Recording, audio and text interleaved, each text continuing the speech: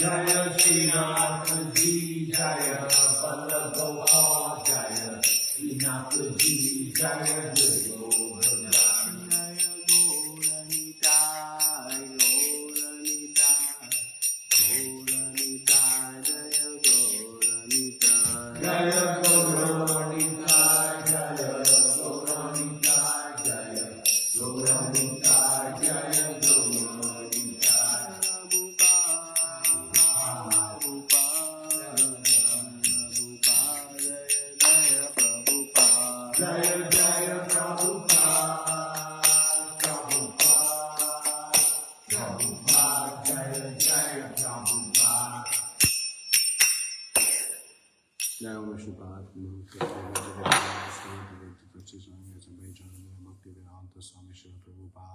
Jaya Ananta Koti Vaishnavinda ki ISKCON BBT Father Srila Prabhupada ki Grantharaj Śrīmad-Bhāgavatam ki Samaveda Bhakta Vrinda ki Thank you for payment. Hare Krishna.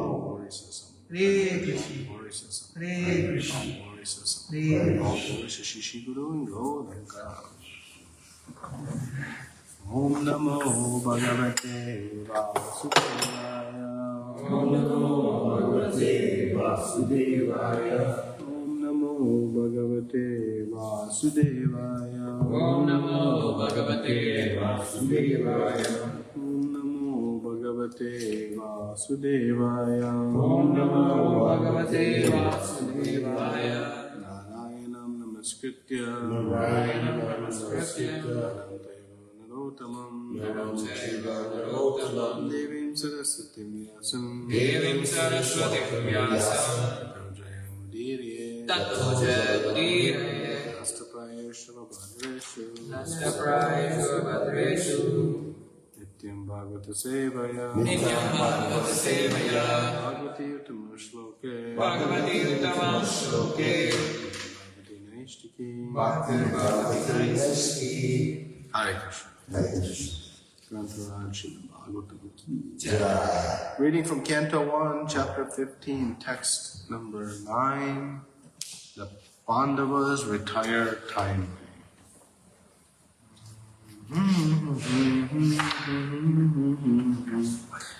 Yatejasa nitva shiraniyamahamakārtham. Yatejasa nripashiro Makatam. Try that again. I'll just repeat it. Yatejasa nepro shironigram ahan akartam. Yatejasa Aryanujastava gayata sattva viryaha. Aryanujastava gayata sattva viryaha. Tenaritaha pramadhanata mukhaya bhupa. Tenarita pramadhanata mukhaya bhupa. Yanmuchitastadanayam balim advareyate. Yanmuchitastadanayam balim advareyate. Yatejasa nepro shironigramaha makartham. Yatejasa nepro Aryo anujastava gayuta sattvavirya. Aryo anujastava gayuta sattvavirya. Tenarita pramadhanata mukhaya bhupa. Tenarita pramadhanata mukhaya bhupa. Yanmochitastadanayam balim advarete. Yanmochitastadanayam balim advarete. Yatejasa nipushiro anigam mahamakartham. Yatejasa nipushiro anigam Aryanujastava gayuta sattvavirya. Aryanujastava gayuta sattvavirya. Aryanujastava gayuta sattvavirya. Aryanujastava gayuta sattvavirya. Tenaritaha pramadhanata mukhaya bhupa. Tenarita pramadhanata mukhaya bhupa. Yanmochitastadanayam balim advarete. Yanmochitastadanayam balim advarete. And Anybody want to try?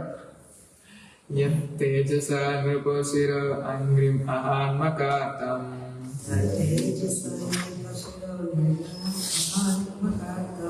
Aryo nijastavagajayuta sattvavirya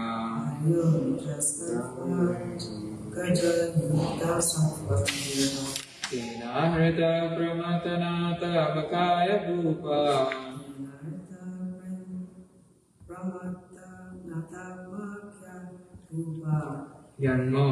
Yanmochitastadanayan balimadvarete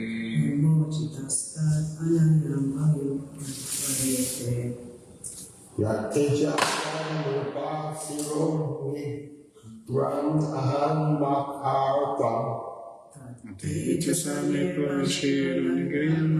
Makartam Aryo Jastava Jaya Buddha Sattva Virya Aryo Nijastavagajayuta sattvavirya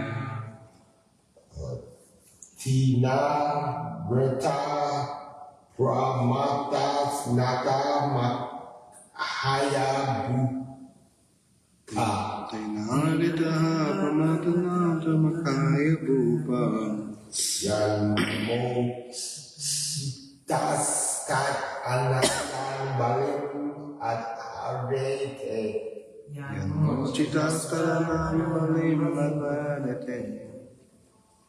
Yat, Ya whose, Tejasa, by influence, Nipashiram Anigram,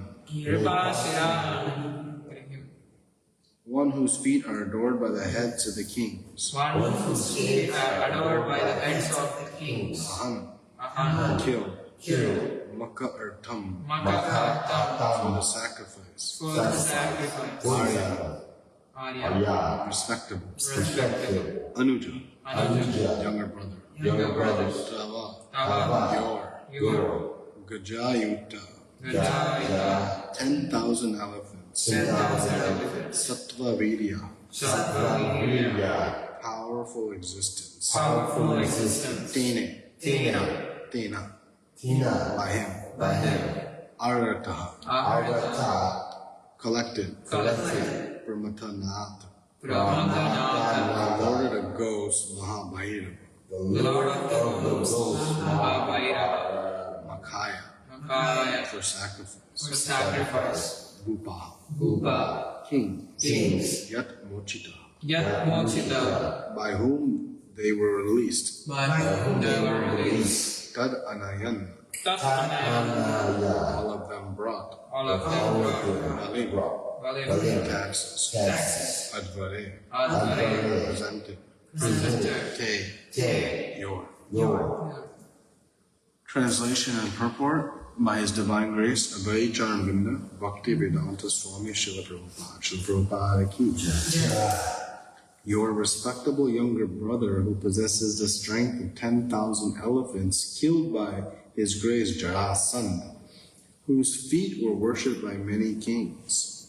These kings had been brought for sacrifice in Jarāsandha's Mahabhairava Yajna, but they were thus released.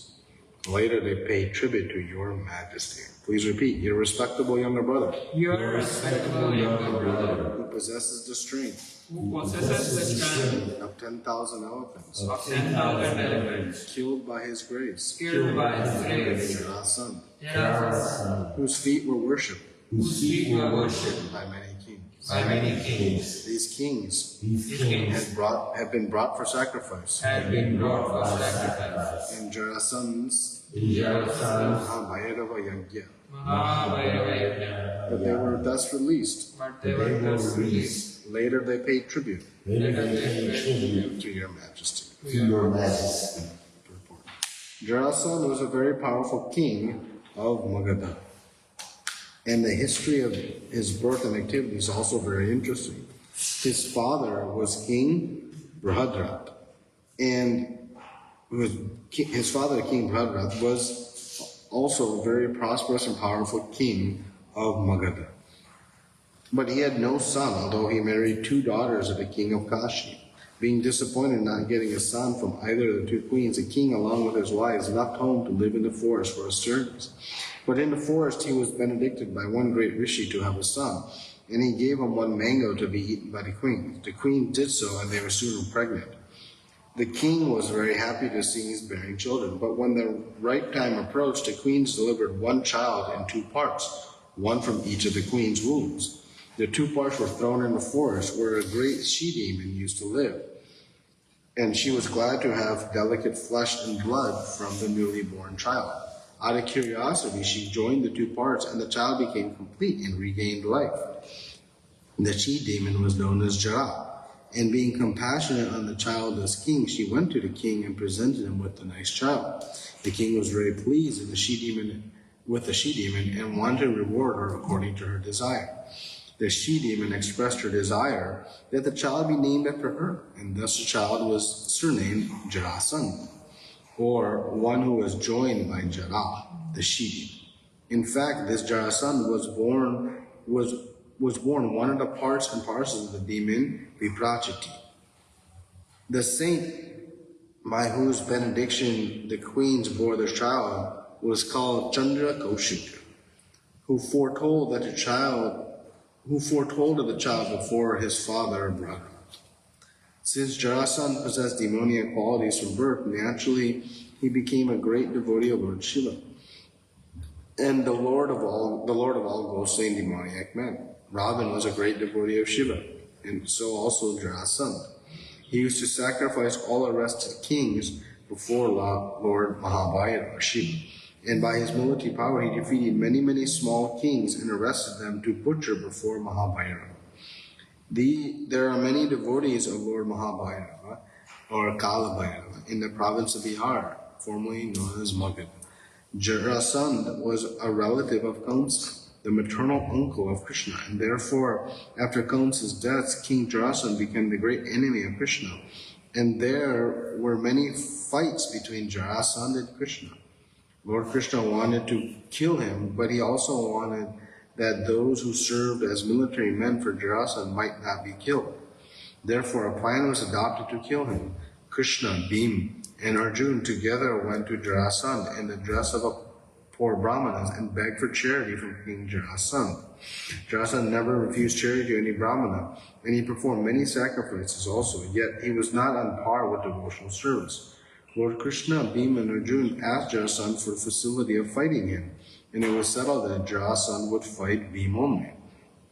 So all of them were guests and combatants of Jarāsandha and Bhīma, and Jarāsandha fought every day for several days.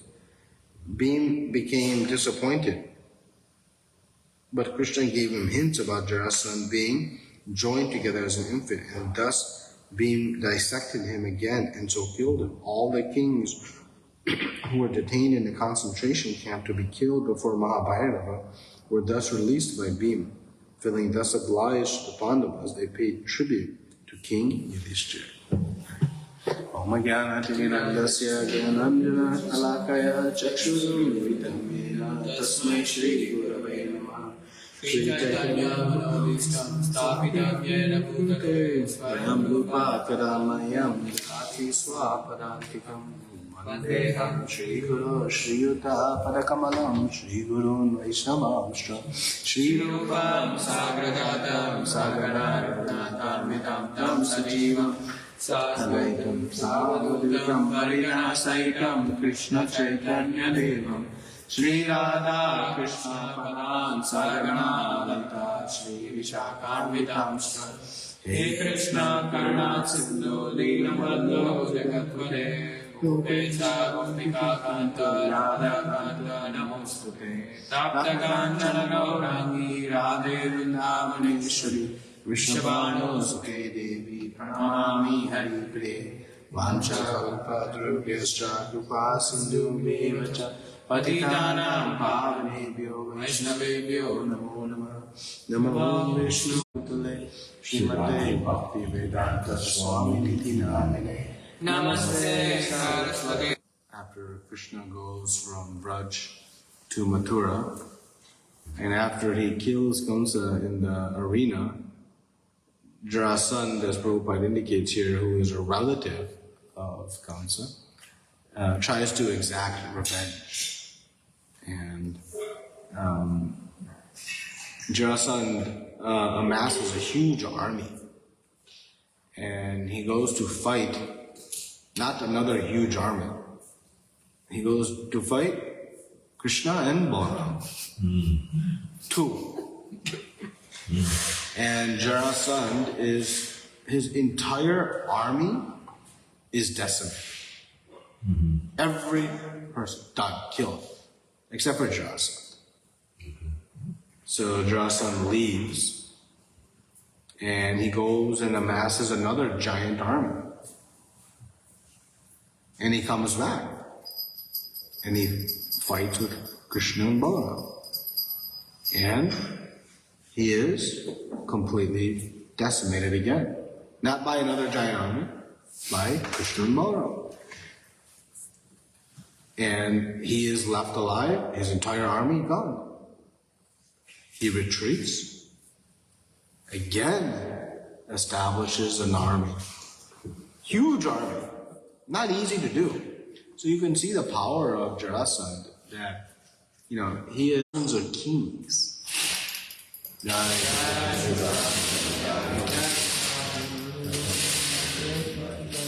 Thousands of kings in a yajna. So you can see his power, right, to conquer a king and defeat them in battle. So a third time he gathers an army. Again, not easy to do. How many of us would like to sign up the third time for a leader who the previous two times, everybody who signed up? Yeah, let's put this again. Anybody ready? Right? When you fight in an army, you fight on the basis of conviction in the leader, in the general. So his track record, not so good. Third time, defeat. And comes back. Fourth time. Fifth time, still getting people to sign up. Sixth, seventh, eighth, 9, 10. More? 11th, 12th, 13th, 14th, 15th, 16th time, again, defeated, gets an army. 17th time, he comes, gets an army. And finally, what do Kṛṣṇa and Balaram do? Kill him? No. They flee. They run.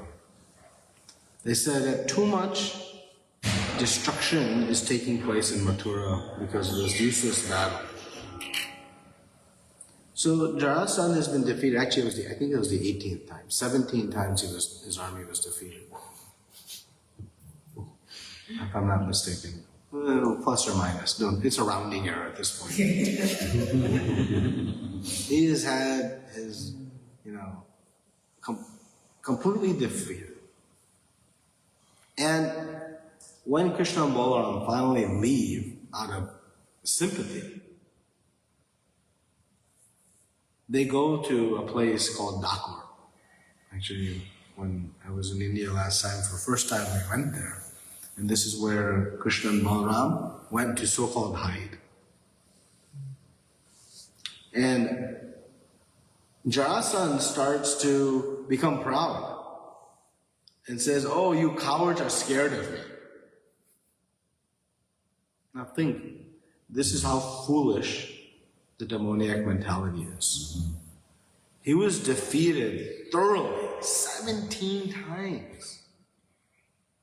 17 times, thoroughly decimated. His life was spared by the grace of Kṛṣṇa. And so when Kṛṣṇa and Balaram retreat, he thinks, "Oh, they're scared of me." This is the epitome of demoniac mentality. Srila Bhaktivinoda Thakur explains that every demon killed by Kṛṣṇa and Balaram carry some potent anartha that when we discuss and study helps to remove the demons within our heart. And so these killing of the demons are actually very, very important for us to study because they represent anarthas, impurities in our heart. And that is why Arjuna replies to Krishna as Madhusudana in the Bhagavad Gita, saying that you are the killer of the demon Madhu, so you please destroy the demons of my doubt. So Jarāsandha is, again, emblematic of the material consciousness. And, we laugh, right? He was defeated 17 times and yet thought after the end he was the victor. And it's funny. But actually, this is our existence in this material world. We are constantly being defeated by material nature. Constantly. And when we get some small success, some small victory, we immediately forget all those defeats. Immediately. And we just think, I have won. I am the controller. I am conquered. It happens. And then we go right back to being defeated. If you put on a piece of paper and you drew a line in the middle, no pun intended with Jarāsandha being cut in the middle, and on the left side you write down all the times your plans were defeated. And on the right side you write down all the times your plans were victorious. Which side of the paper would be longer? It's obvious. It's obvious. Our plans are being constantly defeated. Yeah. And so this Jarāsandha, he exemplifies in very, vivid way for us how foolish our material endeavors are. As foolish as it was for Jarāsandha to think the third time, the fourth time, the 8th time, the 10th time, the 15th time, that he was going to defeat the same persons he'd been fighting all this. It's foolish. Yet immediately when Krishna and Balaram show some mercy, you coward. That's why Krishna has the name Ranchorji, or Ranchod. It means one who flees the battlefield. Okay. So this demoniac mentality, we have to clear. You can see how demoniac it is. Srila Prabhupada makes any statement in the purport kind of surprise you, if you recall? Huh? It's a long purport. Anything grab you?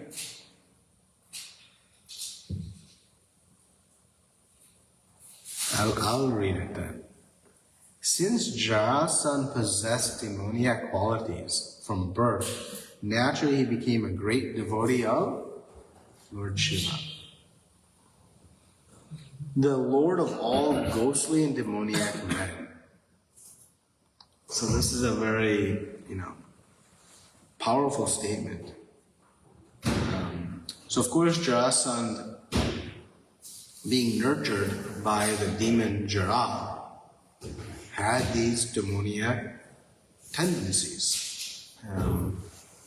And what's interesting is that, why Lord Shiva is the object of the worship from the demons. So the demons, the powerful demons, the irony is, see, the gross materialist, who we can say is, agnostic to the presence of God, they are still okay compared to those who worship, the likes of Lord Shiva to obtain power. And how? Because the agnostic materialists, they have no belief in the higher power.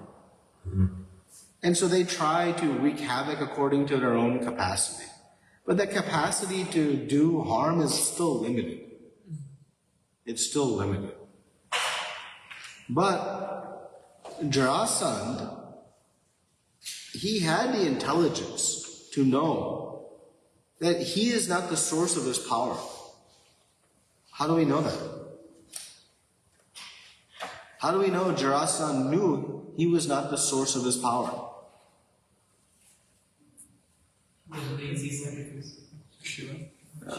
Why else he would go and worship somebody else? Right? The gross materialist who believes in no higher power, they don't worship anybody. Their egos are so strong. Right? But Jarāsandha knew that if I want to amass real significant power, I have to surrender. So he worshipped Lord Shiva. So on the one hand, we see a good quality there, acknowledging that they are not the independent doer. They are dependent on some higher authority. And we see before, right? Who else has done this? As Prabhupada writes, Ravana. Same thing.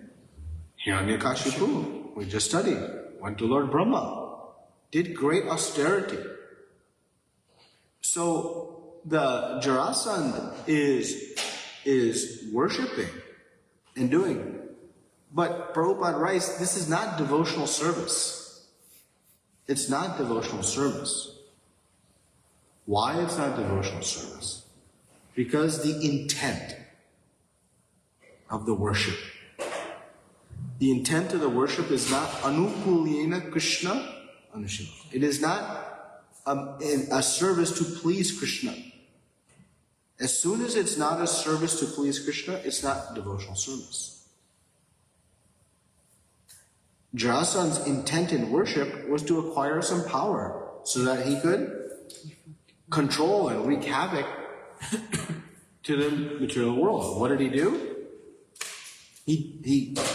Prabhupada writes the word concentration camps. That's what it was. He had kidnapped thousands and thousands of kings, and he was offering them in sacrifice, killing them.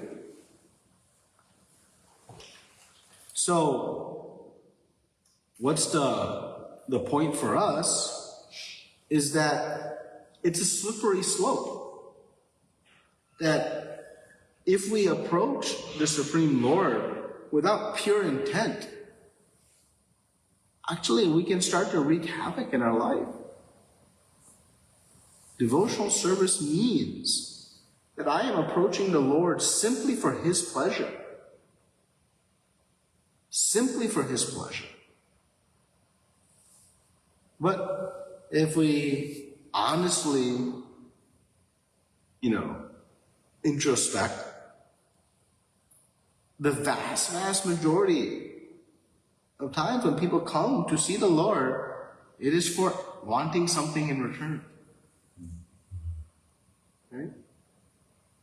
And that's why we have to study, Srila Prabhupada's books very carefully.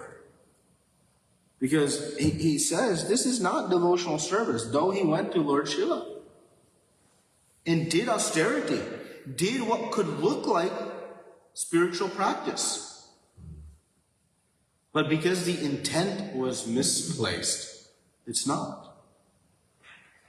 So, the purport for us is, we can be doing what looks like devotional service. But what is my intent? I might be cooking for the deities. But is the purpose of my cooking so that the devotees who enjoy the offerings will then glorify how great a cook I am? Is that my intent? Yeah. Sure. I may be singing for the Lord. But is it so that everybody will jump and dance and enjoy my melody? I may give a class, I may dress the deities, I may do any service, I may sweep the floor and think, all these people must think I'm a very humble servant. Tell me, those thoughts haven't creeped in your mind? They have. They have. That's the nature when it does, we should be observant. Oh, I should not think that way. And cleanse that thought. The thought might come. That's the nature of our anarthas.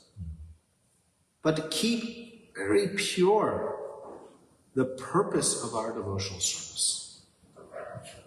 Because it's not just the action. Because Jarāsandha did the action, but his intent was different. So we have to keep our intent very, very clear. Humility. Yeah. And humility is, again, we're saying, oh, look how humble I am. That's right. It happens. It happens.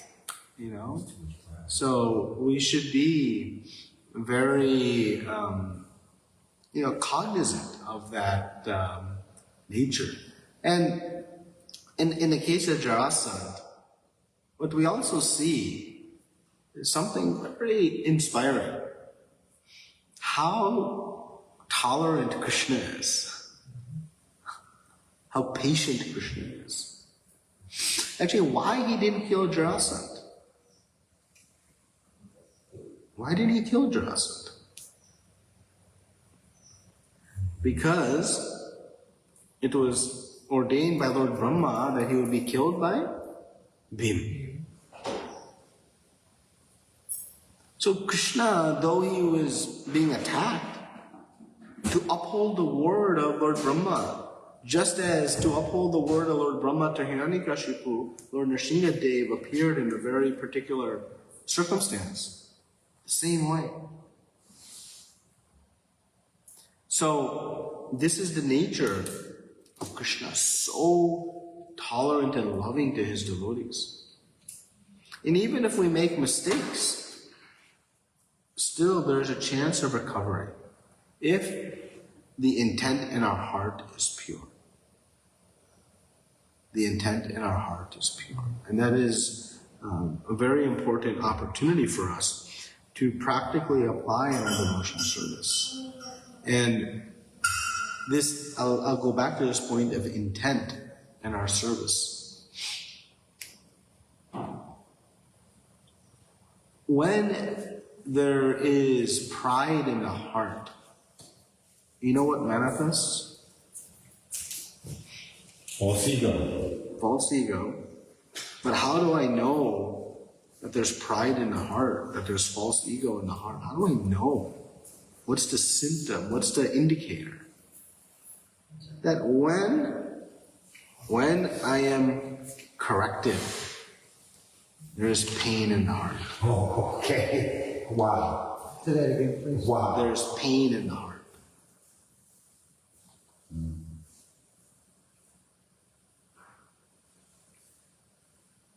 When a doctor tells you that you're sick and you need to make some changes, do we feel pain in the heart?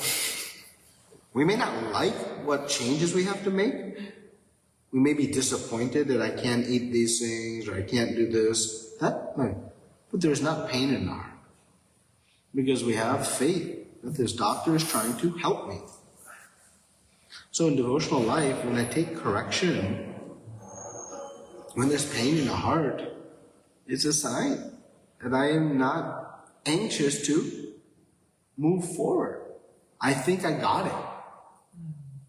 I have it figured out.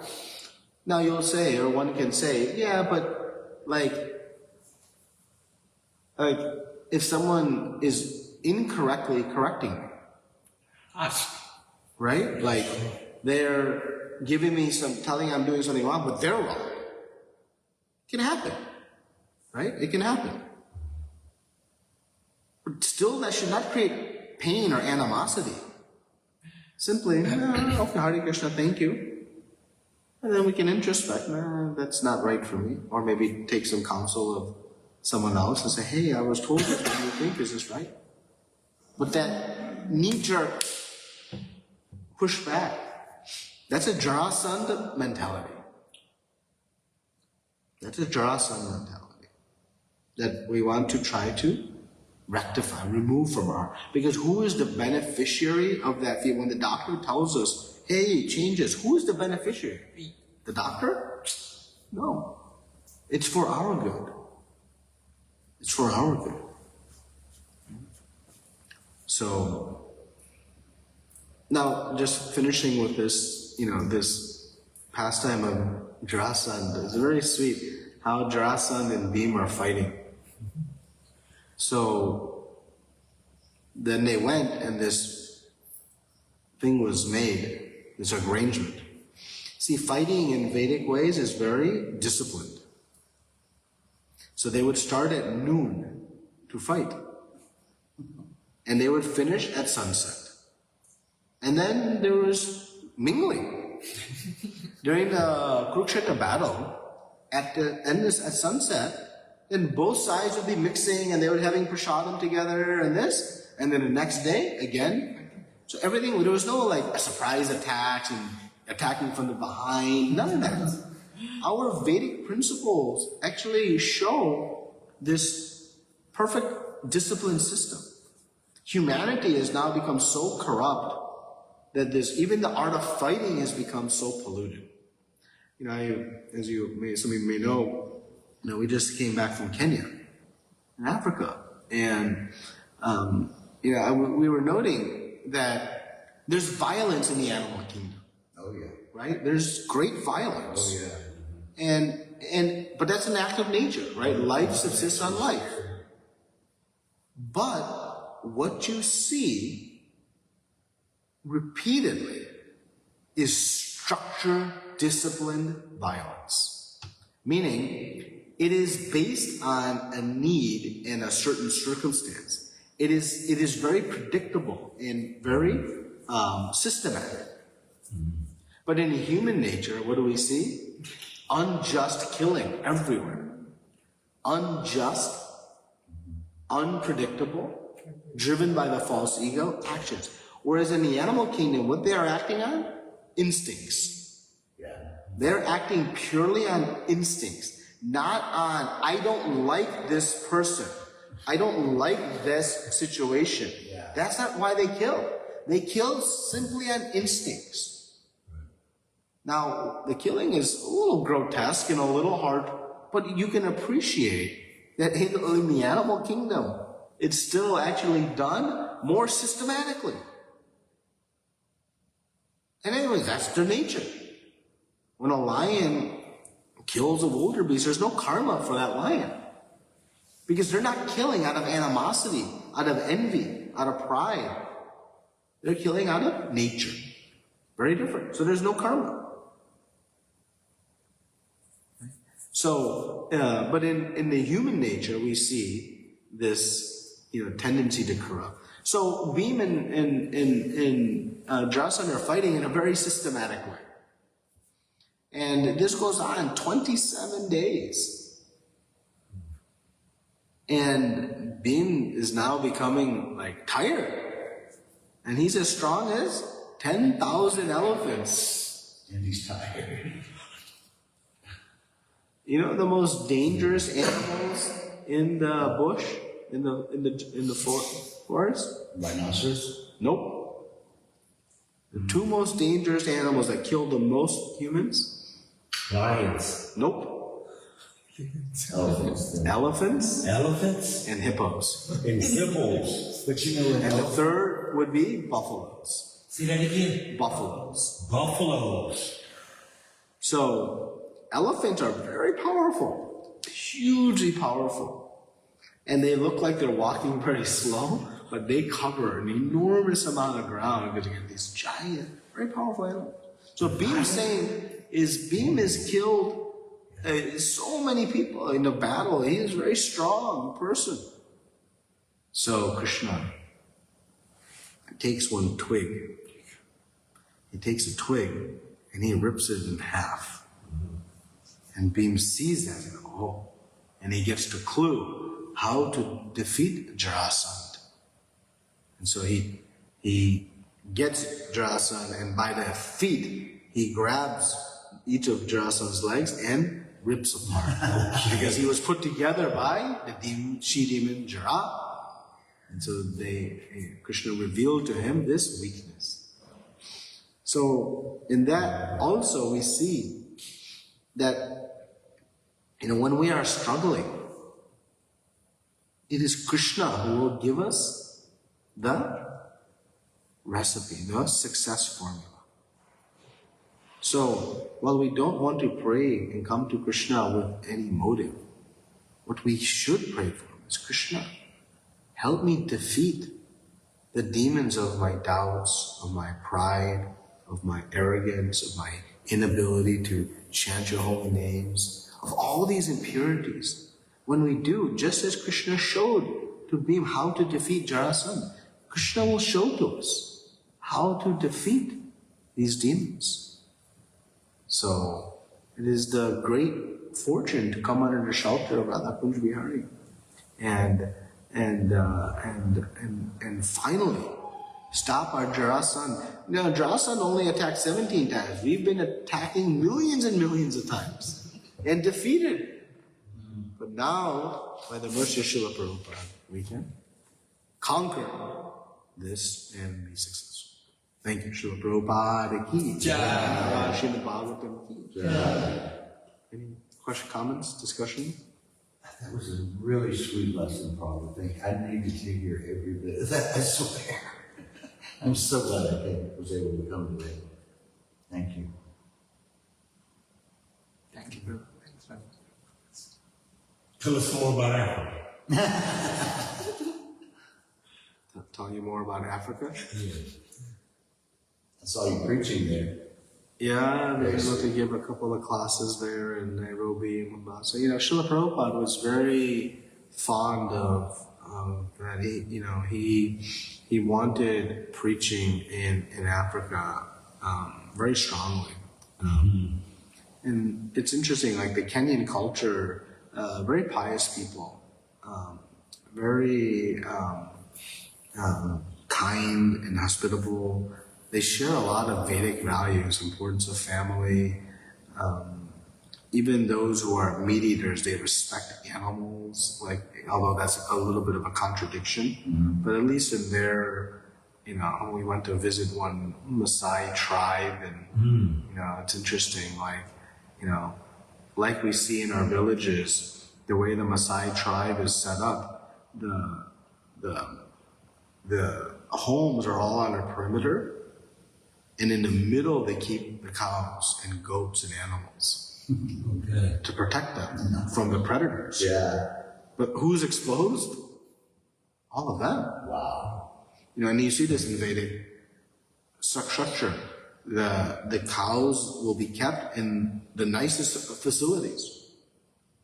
And so you can see this, when we talk about Aborigines or like this original culture that's not tainted by gross materialism, you can see and experience a level of piety and righteousness. Yeah, maybe, what are they following? We don't know, but, they have some very, interesting, maybe dynamics of what they do that we don't agree with. But for example, part of their nourishment is they drink cow's blood.